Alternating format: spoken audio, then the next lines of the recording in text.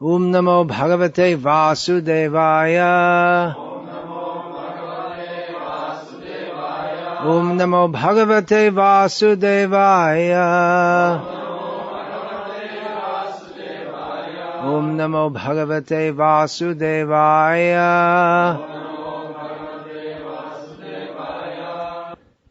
Srila Prabhupada gave us Srimad Bhagavatam. Among the many gifts that Srila Prabhupada gave us, Srimad Bhagavatam is the one which he personally put so much time into and gave so much attention to. He, in one letter, he stated that he wanted to retire from activities of managing ISKCON so that he could just concentrate on translating Bhagavatam. He said, that I can give up the activities of managing ISKCON, but I can't give up my translation of Bhagavatam because that is my specific service to my spiritual master. So Bhagavatam is the topmost exposition of reality given by Vaisnavas, and Shukamakad Amrita Drava Sangitam has become even sweeter, being treated by Shuka Rishi, Shukadev. Bhagavatam gives us the Bhagavat Tattva Vijnana, the scientific knowledge, systematic knowledge of the truth of the Supreme Personality of Godhead, Mukta Sangasya Jayate, by which one becomes freed from material entanglement. Now, Srila Prabhupada, he prefaced his edition of Bhagavatam with a summary of the teachings and pastimes of Sri Chaitanya Mahaprabhu. The Bhagavatam, prior to Chaitanya Mahaprabhu, had been commented upon by many great Vaishnava acharyas, but it was Chaitanya Mahaprabhu who gave the innermost purport of the Bhagavatam. In the teachings of Chaitanya Mahaprabhu, they are summarized by one of his discipular followers, Srinath Chakravarti. He says that Aradhyo Bhagavan Vrajeshatanayas Tadhama Vrindavanam, that the Supreme Personality of Godhead is worshipable. Aradhyo Bhagavan Vrajeshatanayas. He is the son, even though he's the Lord of everyone, he's the son of the king of Vrindavan, namely Nanda Maharaj, and Tadhama Vrindavana. His place of residence is Vrindavan. Ramyaka Chid Upasana Vrajabadhu Vargena Ya Kalpita. And Chaitanya, there's all the teachings of Chaitanya Mahaprabhu summarized. The topmost method of worship of that Supreme Personality of Godhead is that conceived of by the gopis of Vrindavan. Srimad Bhagavatam Pramanam Amalam. Srimad Bhagavatam is the topmost evidence. It's completely pure evidence about all these matters. And Prema Pumarto Mahan, the topmost achievement for all humans is to attain prem, pure love of Krishna. Sri Chaitanya Mahaprabhu Matamidam Tatradaro Nah Paraha. Sri Chaitanya Matamidam. This is the teaching or the outlook of Chaitanya Mahaprabhu, and we as his followers accept that as supreme. So Chaitanya Mahaprabhu accepted Srimad Bhagavatam as the topmost exposition of reality, and prem as the topmost achievement of every person. And particularly Chaitanya Mahaprabhu found in the Bhagavatam Srimati Radharani, who was hidden, not very apparent.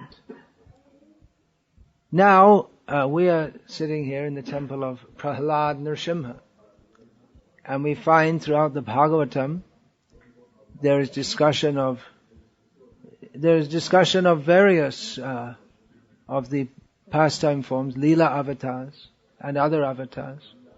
There is a description of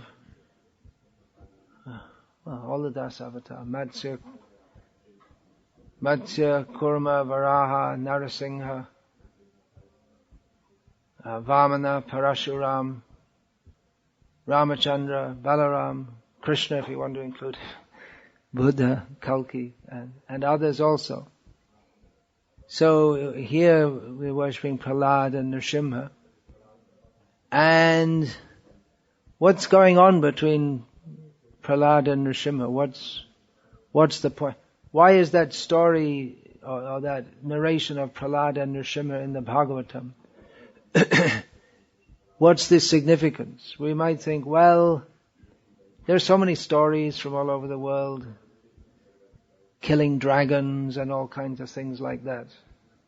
So we might think it's some antediluvian fairy story, something like this.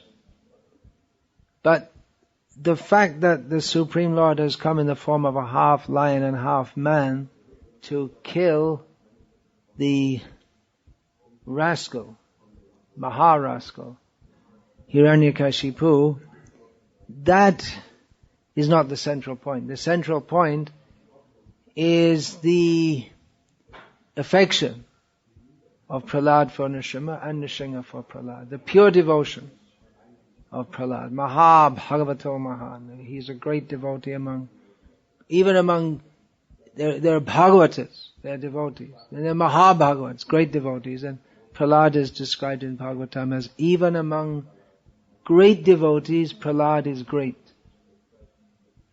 So there are many such descriptions. Yudhishthira Maharaj was a pious king. There have been many pious kings in the history of India. It's an extinct species. There are still rulers, but in Kali Yuga, the rulers are, their business is, Mlechaste Bhakshiyashanti. What is that? Prajaste Bhakshiyashanti. Mlecha Rajanya Rupina. Their business is to simply exploit the citizens. They're the lowest class of people who have taken the position of the rulers of humankind. But there have been many pious kings. And many of their names are listed in Bhagavatam. But especially we hear about Yudhishthira. Why? Of course there are many special things about him. But the most special thing is that he has a very strong love for Krishna. So this is the point. There are many instructions within Bhagavatam, many things to be learned at many levels. But the whole message to be imbibed is that of Bhagavat Prem, love for the Supreme Lord. In his various forms, he inspires the love of the devotees. So, how much love does Prahlad have for Nrsimha? We can't measure. There's nothing to measure. Still, it may be said that even though the love of devotees like Prahlad, it's unlimited, but still, there's some gradation, is there? Otherwise it couldn't be said, Ramya Kachid Upasana Vrajavadhu Vargena Ya Kalpita, that the love of the gopis is the topmost level. That is the best. In Brihad Bhagavatamrita, we find there's a gradation. Not that there's anything lacking in the love of any pure devotee, but still, the love of some of them is more intense than others. So, Prahlad has unlimited love for Krishna, and she's a devotee of Krishna. He was before Nrsimha appeared, he was meditating on Krishna, and Krishna appeared as the Narahari form. Keshava Dhrita Narahari Rupa. Keshava, Krishna, who took the form of a man lion. So, Narahari. Nara means man and Hari means lion. That's right, yeah. Generally we think Hari means the Supreme Lord, but another meaning of the word Hari is lion. So Narahari means man lion. It doesn't mean man God.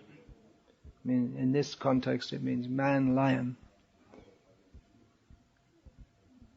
So, we hear about these devotees, we meditate on them, we pray for their mercy. They're all full of love of Krishna. And he is full of love for them. Narahari came, of course, to destroy Hiranyakashipu, but the real reason why to destroy Hiranyakashipu? Because Hiranyakashipu was torturing his devotee, Prahlad. And because Prahlad, when Hiranyakashipu asked Prahlad, where is your God? Is he in this pillar? Prahlad said yes. So then Krishna thought, well, now I have to show, because my devotee said I'm in the pillar, so I have to show myself. Otherwise Hiranyakashipu will be he'll say, just see, there's no evidence of God. You said the God's in the pillar, but we didn't see him. Hiranyakashipu got a real shock. He didn't expect. Yeah. God's in the pillar? Of course there's no God in the pillar. What nonsense you're talking.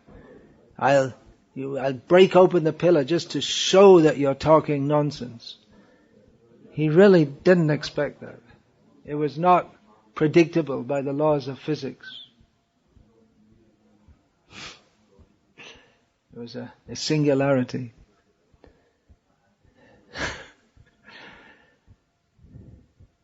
Yeah, it's not any pillar that you break it that Nrsimha will come out of that. He came out for the love of Prahlad. So, how many devotees are there? Pure devotees. How many? Every day we say, Ananta koti Vaisnava vrinda ki jai. Koti means 10 million. And it's generally taken as a large number. Just like in English, you'll say, there are millions of reasons why we should avoid Krishna consciousness. That's what the materialists say. For millions, it's just used as to indicate just more than you can count or imagine. So Ananta Koti means unlimited.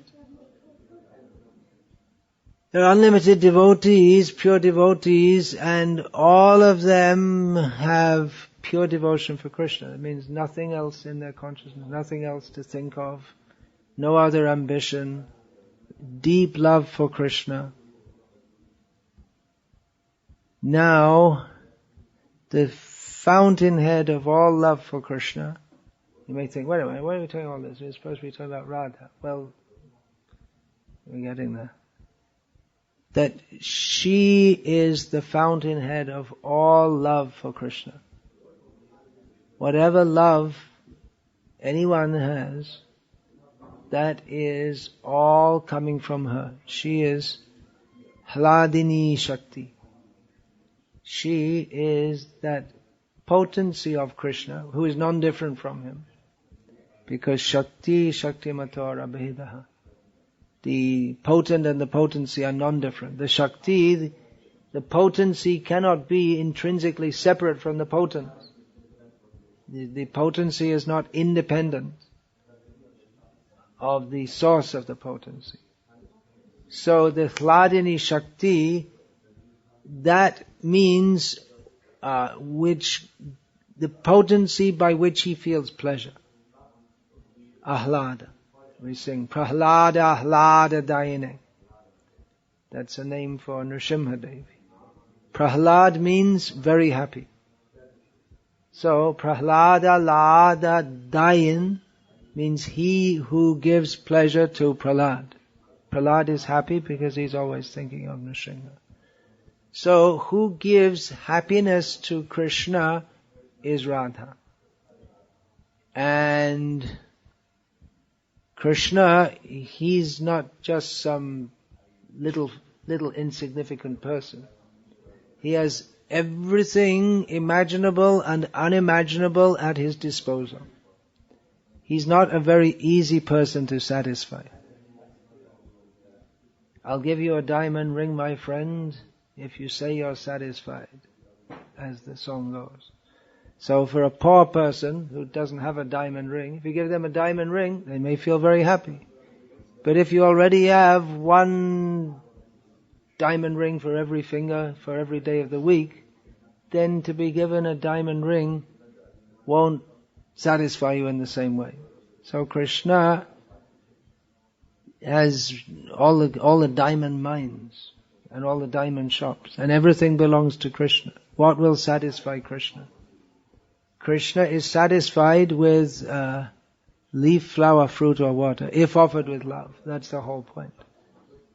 Krishna is satisfied with love, and the very form of intense feelings of love, Mahabhava Swarupini, is Radha. So she gives Krishna pleasure by her love, and she's expert in all kinds of arts, dancing and cooking and teaching parrots to speak and making riddles and all kinds of things. There's 64 arts, but they're all media to satisfy Krishna. So she is the very form of pure love, and her love is, even a drop of her love for Krishna exceeds that of all the Ananta koti Vaisnavas, all the unlimited numbers. All of their love put together is not comparable to even a drop of her love. And even though Krishna, in the Rasa Leela, there were so many gopis, but without Radha, the whole Rasa Leela couldn't satisfy him. So we get some insight, just from a very miserable position, a little frog in a well, trying to understand through our constricted senses, through our tiny intelligence, our consciousness always running towards sense gratification, thinking that I'm the body, thinking in terms of how I can promote myself and be recognized and live comfortably, and all kinds of petty, miserable desires and misconceptions. Through all of this, we have heard, by the grace of Srila Prabhupada, some news of the spiritual world. We've heard about pure love for Krishna. We've heard about Radha's love for Krishna. So through all the fog of our misconceptions and our material attachments, we can start to hear something and maybe start to appreciate at some level what we're doing in this Krishna consciousness movement. We're supposed to be becoming free from material attachments, becoming attached to Krishna. And attached to Krishna means Radha Krishna. The Gauriya Vaisnavas, their whole meditation, how to please Krishna. Not that I will worship Krishna and I will get liberation. Or how we can please Krishna. So we learn that Krishna, he can be pleased via Radha. So all our service is to be offered through the parampara system. We worship our Guru, who worships his Guru, who worships his Guru, who worships his Guru, and eventually up to Radha, who offers everything to Krishna. The Guru is said to be a representative of Srimati Radharani because the Guru is supposed to teach how to serve Krishna selflessly, following in the line of acharyas from Srimati Radharani.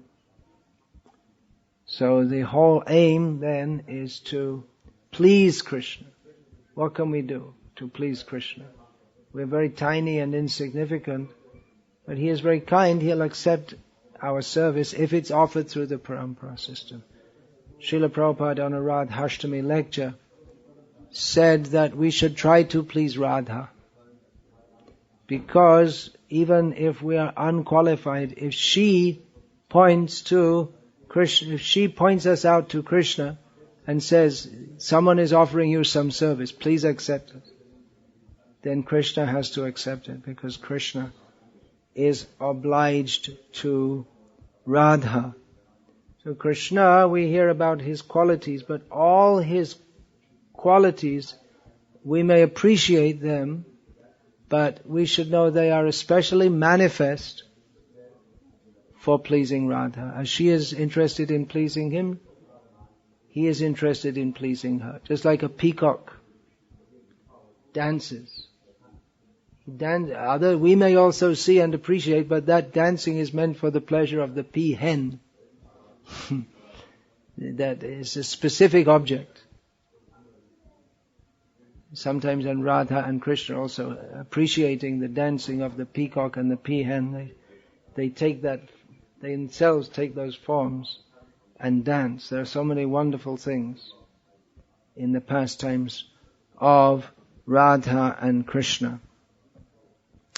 So, this topics of Radharani are very intimate, very deep, very special. We cannot appreciate them without being purified, and without getting the mercy of Nityananda. The connection is there, Nityananda to Radha. That by the mercy of Nityananda, this Ar kabe nitai chande karuna hoibe সংসার বাসনা mo kabe তুচ্ছ হবে বিষয় ছাড়িয়া kabe shuddha হবে man তবে hame হেরিব Sri Vrindavan. That by the mercy of Nityananda, then we become free from sinful desires. The mind becomes purified. Then we can see Vrindavan. Nitaya karuna habe braje Radha Krishna pabe. By the mercy of Nityananda, one can attain Radha and Krishna in Vrindavan. So this is not something very small. It's so big. Such a big idea. You may think it's some stories, but no. There's a great mistake to think that Radha Krishna Leela is some stories and we have easy access to it.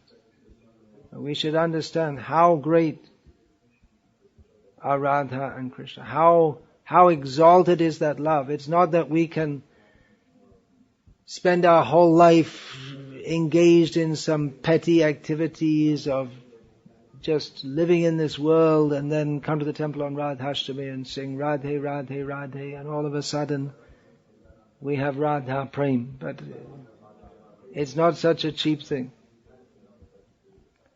Bhaktisiddhanta Saraswati Thakur, he was not satisfied in seeing that so many people are calling themselves Vaisnavas and they'll sing Radhe, Radhe, Radhe. He wasn't satisfied. He wanted to establish what is the dignity of our acharyas in worshipping Radha. Not that it's such a cheap thing that anyone, anywhere, anytime, any place, whenever they feel like it, they can just be Krishna conscious. And then the rest, and they can go on with their life more or less like a materialist. And then when they feel like it, they can imagine themselves to be a devotee. But no, devotion means surrender.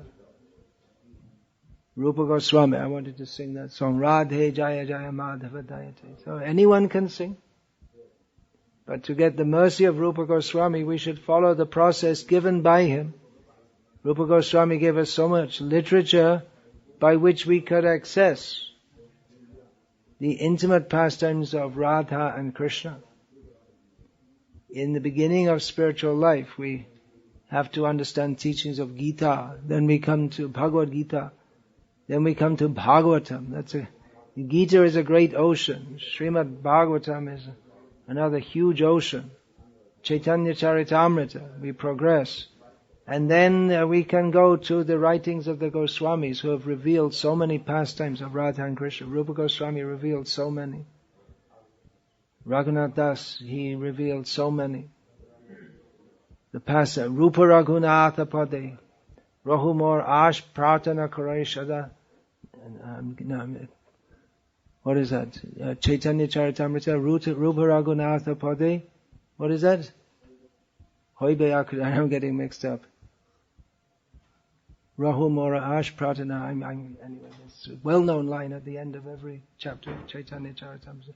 Chaitanya Charitamrita Kahe Krishna Das. So, taking shelter of Rupa and Raghunath, who revealed Radha Leela, Krishna's Kaviraj, he compiled Sri Chaitanya Charitamrita. So these are not the pastimes of Radha and Krishna, they are the very highest level of spiritual life. Rupa Goswami, on the order of Chaitanya Mahaprabhu, gave the introduction to spiritual life in his Bhakti Rasamrita Sindhu with the rules and regulations of devotional service. So we should follow that carefully and not take Radha Leela to be something very cheap. We should worship as Bhaktisiddhanta Saraswati Thakur. He wanted to restore the dignity that people who had no intention of following any rules and regulations of even moral life, and they say, well, that's not important. You just have to love, and they're not even clean, and they're doing deity worship, so-called deity worship. So he wanted to restore that dignity. So Bhaktisiddhanta Saraswati Thakur, if there's some time, I can read quickly. This is Bhaktisiddhanta Saraswati Thakur. His eternal form and internal ecstasy.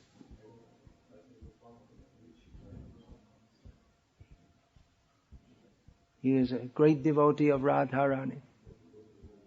How he behaved. So hard outside, so soft inside. So this is a chapter from Sri Bhaktisiddhanta Vaibhava, a book which I compiled about Srila Vaibhava means grandeur, glory. So this is about Srila Bhaktisiddhanta Saraswati Thakur. So this chapter is called His Eternal Form and Internal Ecstasy. In his writings, Srila Bhaktivinoda Thakur had intimated his Siddha Swarup to be Kamala Manjari, a young gopi, and Srila Bhaktisiddhanta Saraswati had declared Srila Gaur Kishore Das Babaji to be Guna Manjari. In a letter to Kunja Bihari Prabhu in 1921, Srila Saraswati Thakur wrote of his internal feelings and position on the spiritual plane. He wrote as follows. Sri Vishabhanu Nandini, which means Radharani, addresses her young maidservant as Nayana Mani Manjari and wants her always by her side, but sometimes she cannot be with her. Vimala Manjari, who is ever connected with Nayana Mani Manjari, being deprived of the association of Sri Radha, leaves on the pretense of severing ties with Nayana Mani Manjari. Yet it is the very nature of Vimala Manjari to assure that Nayan Mani Manjari perpetually engages in service to Sri Varshabhanavi Devi. Yeah, this book, if you've read all of Srila Prabhupada's books, then you could follow it more easily. When sometime later Ananta Vasudev Prabhu told Srila Bhaktisiddhanta Saraswati that in a dream he had seen him as Nayan Mani Manjari in Vraja, Srila Bhaktisiddhanta Saraswati simply laughed. Thereafter his followers were convinced that his Siddha Swarup was Nayan Mani Manjari, a young assistant gopi who is the personification of the aspect of Radha that is dearest to Krishna. Nayana Mani literally means the jewel or pupil of the eye, and figuratively denotes an item most treasured. From Krishna's perspective, the very form of Sri Radha is most enchanting. In her form, her face is most enchanting. In her face, her eyes are most enchanting. And in her eyes, the pupils, Nayana Mani, are most enchanting. From Radha's standpoint, her Nayan Mani are her most precious possession, being her means for beholding Krishna. In other words, her eyes are most dear to her, because by her eyes she can see Krishna. Wishing to alleviate Radha and Krishna's pains of separation, Nayana Mani Manjari always desires their union so that each may satisfy the other's only desired object of vision. In other words, they can see each other. Srila Bhaktisiddhanta Saraswati's staid persona contrasted with the expressive Bengali psyche and the showy displays of Prakrita Sahajiyas. His ecstasy was demonstrated in practical service to Lord Chaitanya's mission, in his incessant drive to preach. His very life was kirtan, much of which focused on refuting worldly misconceptions and establishing the absolute truth. Yet such didacticism was not per se the inner purpose of his kirtan, which had been disclosed to Srila Bhaktivinoda Thakur and conveyed by him in a series of instructions to Sri Bhaktisiddhanta Saraswati. Hridaye bolila keba dayata dashera sheva gopi dhana kotha kirtan. Someone spoke in my heart, the service of Dayata Das is to glorify topics of Sri Krishna, the wealth of the gopis. Through this couplet, his kirtan was revealed as a projection of his Nitya Seva to Sri Sri Radha Govinda onto the plane of Sankirtan in Gaura Lila, and indicated that hearing from him or assisting him in his service of broadcasting Hari Katha is equivalent to, or the means to acquire eligibility for, seeing that which is most dear to Radha and Krishna. During a lecture in 1933, Srila Saraswati Thakur similarly hinted of the higher goal of his mission. I had many points to make about Shuddha Bhakti and topics of Mahaprabhu that should be preached. But before saying these things, I have taken up much of your time with introductory talks. If the Lord wills, I shall be able to elaborate all these subjects. Srila Saraswati Thakur also said that the words Aradhyo Bhagavan Vrajesha Tanayaha, from a famous verse summarizing the teachings of Sri Gaurasundar, indicate that Radha is to be worshipped along with Vrajendra Nandana, and further elaborated that the supreme duty of Gauriyas is to serve the Vrajavasis in their distress of separation after Krishna left for Mathura. This service being the essence of the multifarious services performed by Srila Saraswati Thakur, it expanded as the intrinsic yet esoteric and generally unstated aim of all activities of the Gauriya Math, namely to bring jivas toward the platform of serving the superlative expression of Unatojvala Rasa in Radha Dasya. His innermost appetency was likewise revealed in his Bengali presentation of Srila Rupa Goswami's Upadeshamrita. Shivarshabhanavi Devi Kabe Dayata Dashere Kunda Tireshta Vidhana Dibe Nija Jana Kore. When will the daughter of Vrishabhanu make this servant of her beloved her own and give him a place on the bank of Radha Kund? Although undoubtedly ever immersed in the intense bliss of Prema Bhakti, Srila Saraswati Thakur was reticent to reveal his inmost feelings, yet he could not always contain his whirling emotions, and sometimes his natural ecstatic love became visible to everyone. Srila Bhaktisiddhanta Saraswati treasured Srila Raghunath Das Goswami's Vilap Kusamanjali and Srila Prabodhananda Saraswati's Radha Rasa Sudha Nidhi, both highly confidential expressions of plangent longing for service to Radha. In intimate moments with disciples, he occasionally cited Vilap Kusamanjali, verse 102. Asha bharai amrita sindhu mayai katanchit, kalo mayati gamita kila sampratam hi. Tvam chet kripam mai vidhasyasi naiva kimme, pranan vrajena cha varoro bakarinapi. There is a hope sustaining me and nurturing my existence. With this expectation I somehow pass my days, dragging my life through these drawn-out times. That nectarous ocean of hope is attracting me and keeping me alive. But my patience has reached its end. I can no longer endure. I cannot wait another moment. If you, Radharani, do not immediately show your grace to me, I am finished. I will lose all hope forever. I will have no desire to continue my life, for it would be totally useless. Without your grace, I cannot bear to live another moment. And Vrindavan, more dear to me than my very life, I am disgusted with it. It is painful, ever pinching me. Shameful though it be to utter such words, I can have no love even for Krishna unless you take me within your confidential camp of service. O Radha, if I do not get your favor, then I want nothing else. I want you and you alone. To have an independent relationship with anyone else, eliminating you is impossible for me. You must be first, then others. Without you, I can never even think of a separate relationship with Krishna.